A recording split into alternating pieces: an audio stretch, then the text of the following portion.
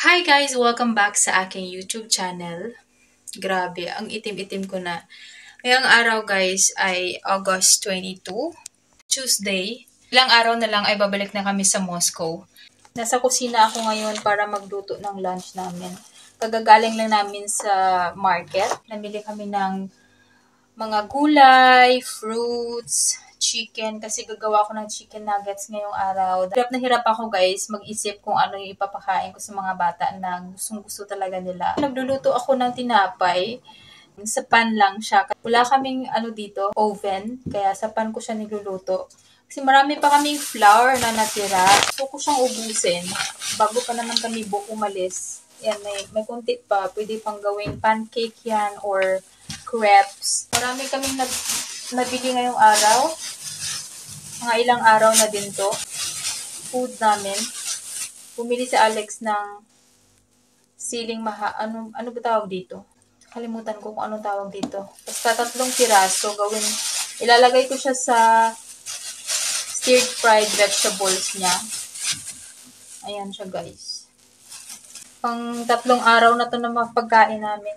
Sa bahay dito kasi na inuupahan namin, konti lang yung gamit nila, konti lang yung mga plates, bowls.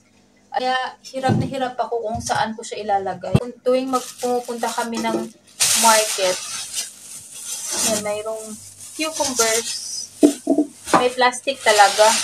Halos lahat naka-plastic. Carrots. Si Alexei, pumunta siya sa beach. Siya lang mag-isa. Hindi kami sumama kasi magluluto nga ako. Hindi ko na pinasama yung mga bata. Hindi ako kampante na siya lang yung nagbabantay. Iba talaga kapag ikaw na nanay, kasama ka. After lunch siguro mag-beach din naman kami kaya mamaya na sila sasama. Yung mga vegetables natin. Ito ilalagay ko sa ref. Bumili kami ng mais ulit. Sinusulit na namin kumain ng mais. Fresh dito talaga as in fresh na isda, fresh vegetables, fresh fruits. Sinusulit namin na kumain ng hindi namin makakain doon sa amin na presko pa talaga. Bumili din kami nitong injera yung tawag dito. Yan siya. Pakita ko sa inyo yung laman. Hindi pa ako nakatikim nito. Try natin. Si Alex lang kumakain nito. Yan yung laman niya Parang guava lang siya. Mahal nito. 250 per kilo. Hindi ko type. Hindi masarap. Plums.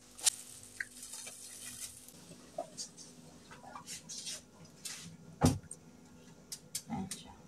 Ayan yung laman ng plums. Yung loob niya.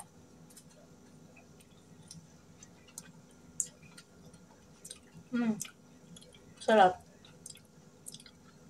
Peach. Ayan, wala durog. Ito naman yung peach, guys. Parang, parang plums lang, pero iba yung kulay. Tsaka iba din siyempre yung taste niya. Matamis. Maasim.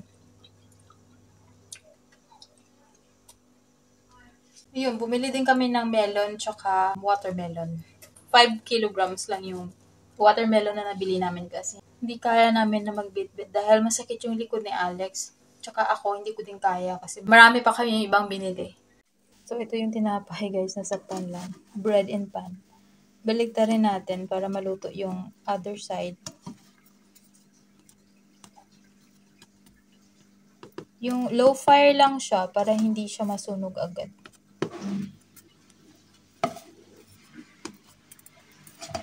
Actually, pwede ka naman magluto ng tinapay sa pan lang. Kailangan lang low fire lang para maluto yung loob niya ba. Mamaya ipapakita ko sa inyo kung talagang luto talaga yung loob niya o hindi. Yan.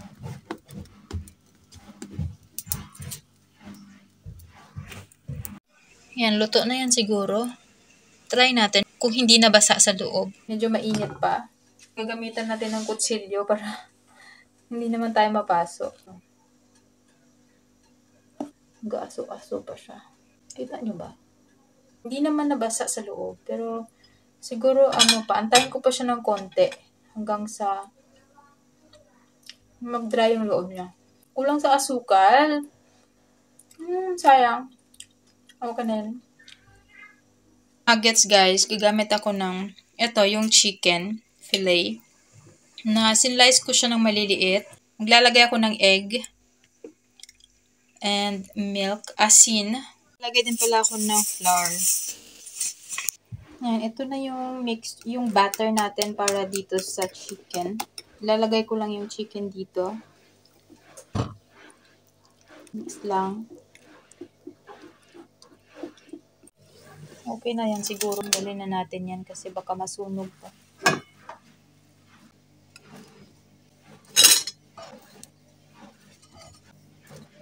Ang next batch dito. Last batch.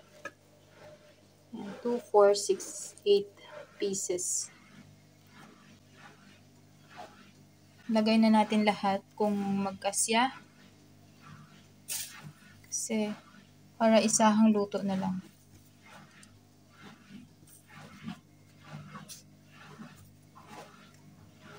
Ayan.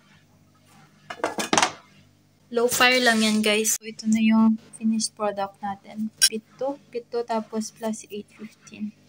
Meron pa akong breadcrumbs dito. Oh, natira ni Papa. Ayan. Ito yung gagamitin natin. Lagay natin dito sa plate. Ibusin ko na yan kasi wala naman na akong paggagamitan dyan. Tapos maglalagay tayo ng konting asin. Maglalagay na tayo ng oil.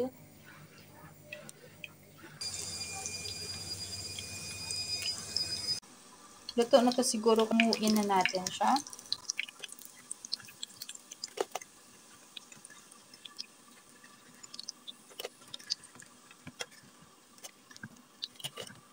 Meron pa akong sarsyadong isda na natira kahapon. Kanin. Yung mga bata, yung mga nuggets nila, hindi naman nila naubos.